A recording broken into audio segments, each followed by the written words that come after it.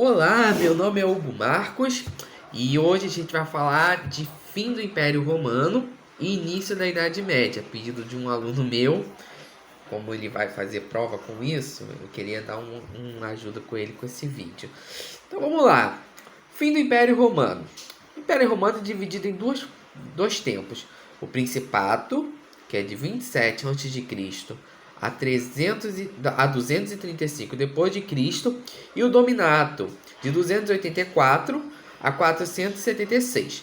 Mas para a gente entender qual foi a peça-chave para a queda do Império Romano do Ocidente, foi justamente esse período entre Principato e Dominato, esse rombo, né, na, nos dois nomes, por assim dizer. Por quê? O Império Romano, primeiramente, parou de se expandir.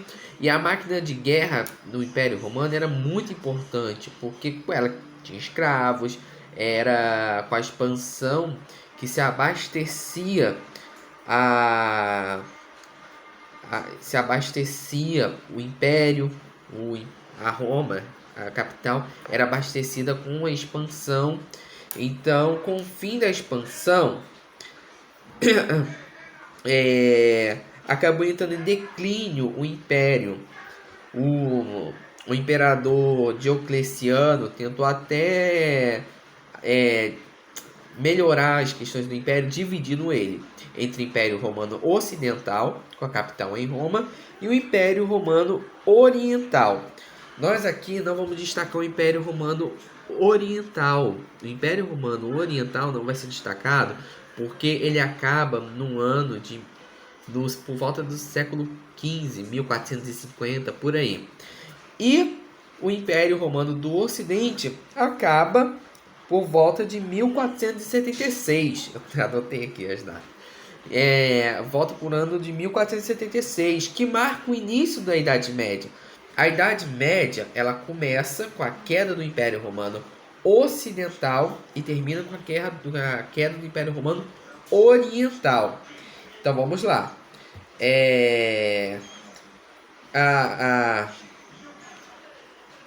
Vamos lá. Diocleciano tentou, para manter o império, centralizar o poder, centralizar e aumentar a intervenção dos estados. Então, houve aumento de impostos, houve mais cobrança da população, acabando surgindo algo chamado servo da gleba, que eram pessoas que estavam presas a uma terra. Eles eram presos à terra. Eles tinham que trabalhar lá a vida toda, eles não podiam sair de lá. Então nós temos os servos da gleba. Então, e também começou a invasão dos germânicos. Nós temos no Império, o imperador romano, ele abriu a fronteira para os germânicos, para os bárbaros entrarem e trabalhar como escravos, não, como desculpa aí, trabalhar como na fazenda, nos latifúndios, até mesmo no exército, mas essa mistura acabou ocasionando na invasão dos bárbaros. Então, para entender melhor essa questão do império, a máquina de guerra importante para o império é a seguinte: o Império Romano era, como eu falei, era sustentado pela máquina de guerra. Eles invadiam, pegavam os recursos, traziam. Então entrou em um círculo vicioso. Por quê? Ele não invadia, que não tinha dinheiro, perdia um capital, que perdiam os exércitos, que possibilitava a invasão dos bárbaros, que perdia capital, que perdia exército, que possibilitava de novo a invasão dos bárbaros. E esse ciclo vicioso. Então, isso acontece muito no Império Romano Ocidental. O Império Romano Oriental conseguiu se manter, ele conseguiu manter as rédeas do Império, por assim dizer. Então, o Reino Visigodo conseguiu invadir Roma, tomou Roma, e em 476, o Odeacro, ele depõe o imperador romano, e aí nós temos o fim do Império Romano, iniciando com a Idade Média. Lembrando, uma coisa muito interessante de se lembrar é a questão do cristianismo. A Igreja Católica foi a única instituição que sobreviveu do Império Romano e continua existindo até os dias de hoje. É a instituição mais antiga que tem. Ela é muito, muito importante para a gente entender a Idade Média, é entender a Igreja Católica. Nós temos que entender a questão católica daquele tempo. Nós temos que entender bastante, porque ela foi uma instituição poderosíssima durante a Idade Média, durante a Era Moderna. Inclusive na contemporânea, hoje a igreja ainda tem um grande poder. Por exemplo, o Papa, ele tem o Vaticano, ele é o chefe de Estado e chefe religioso, ele é o chefe de Estado do Vaticano. Ele tem essa influência política até hoje. Então, mas na Idade Média era enorme a influência, era muito grande. Então, com o fim do Império Romano, nós temos a questão dos reinos bárbaros. O que acontecia ainda no Império Romano? A nobreza local começou a se fechar, houve uma ruralização. O pessoal passaram a ir para as áreas rurais. Que a nobreza, junto com os chefes militares, prometiam proteção com cercos e exército em troca da produção lá, por exemplo, sei lá, produz trigo. Então você vai produzir trigo na minha terra, vamos compartilhar aí os ganhos. Em troca, aqui tem muro, tem exército, fica protegido contra os bárbaros. Então, foi surgindo essas ruralizações que vai ser muito comum durante a era Idade Média, chamada Era Feudal, né? Então, é muito importante também ver a aliança dos reinos bárbaros com a Igreja Católica. A gente vai chegar lá, vamos falar bastante disso.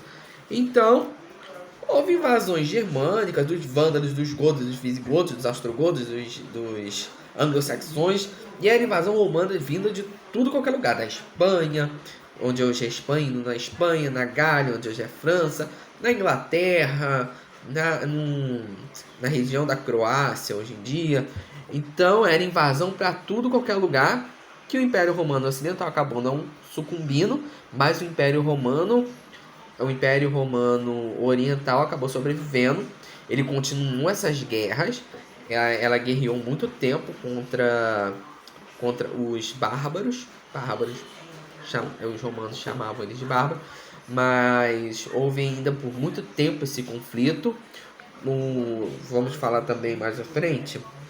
O conflito com os bárbaros acabou diminuindo, que o imperador bizantino do Império Romano Oriental queria reconstruir Roma, mas ele não conseguiu, porque ele acabou encontrando outro inimigo, que foram os muçulmanos, os árabes muçulmanos.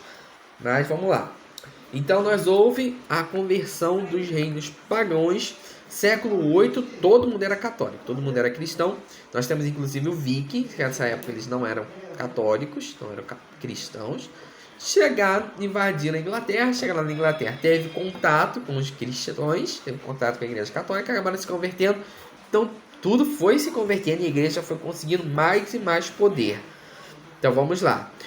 Então houve essa liderança. Por que é importante a liderança da igreja? Porque a gente vai ver mais à frente, principalmente com Carlos Magno, que a igreja católica vai legitimar o rei, o imperador. Ele vai dar legitimidade. Por isso que na pirâmide social, quem está no topo é o clero. Porque a igreja era uma grande detentora de terra e o clero legitimava o reino, ele legitimava o imperador, ele legitimava, dava legitimidade. Então, temos essa questão. Então, vamos lá. Também nós temos uma questão importante para entender o reino franco, a Idade Média, o reino franco, essas coisas, é a criação do Sacro Império Romano Germânico. Ele tinha esse nome, mas ele não tinha a cidade de Roma. A cidade de Roma era do Papa. o Papa, que os estados papais, a cidade de Roma era da igreja. Então, nós temos primeiramente a conversão de Clovis, que começou os Merovingios, que deu início à dinastia Merovingias. Clovis, ele acabou convertendo o reino franco, os francos, a dinastia franca, ele converteu e começou uma aproximação maior entre os reinos bárbaros com a igreja, que foi evoluindo. Houve Pepino, muito importante, porque Pepino, ele se aproximou mais ainda com a igreja e deixou a igreja ainda mais poderosa com a invasão dos lombardos, porque a lombardos invadiam o reino franco, passaram a invadir o reino franco, e o Pepino buscou ajuda com o Papa. E o Papa deu o apoio populacional. Quando o Papa apoia, os bispos apoiando, eles são detentores de terra. Os cristãos apoiando, dizer que o Papa apoia, eles vão apoiar. Então, isso não é geral, não. Tem alguns que lutam contra o Papa. A gente vai ver na Idade Média um monte de excomunhão. Mas voltando ao assunto, a invasão dos lombardos aproximou a igreja do reino franco. Os lombardos eram pagãos ainda, eles não eram cristãos. Mais à frente eles se convertem, mas nessa época eles não eram cristãos.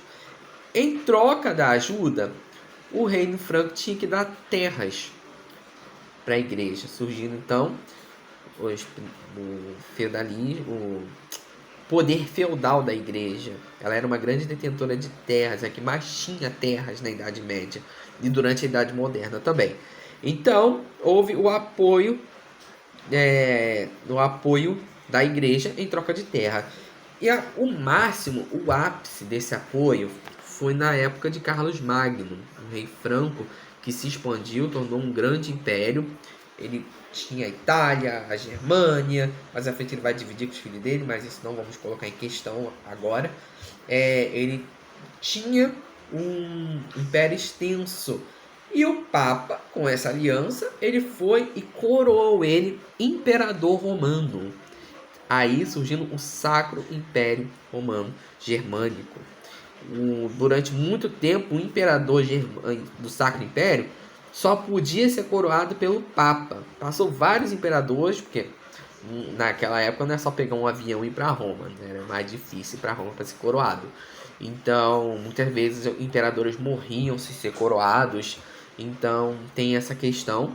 O Sacro Império tinha essa aproximação muito grande com o Papa.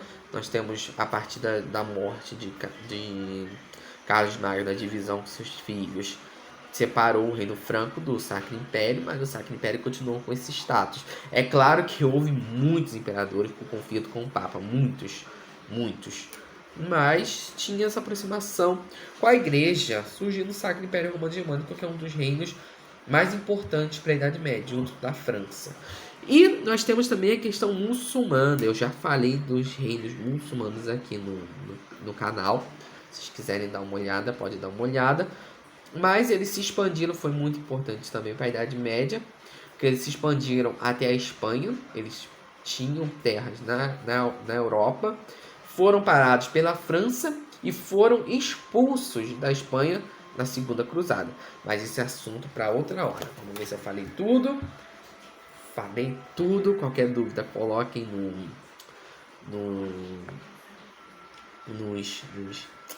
aí embaixo. Nos comentários. Coloquem nos comentários. E é isso. Valeu. Espero ter clareado as coisas para vocês.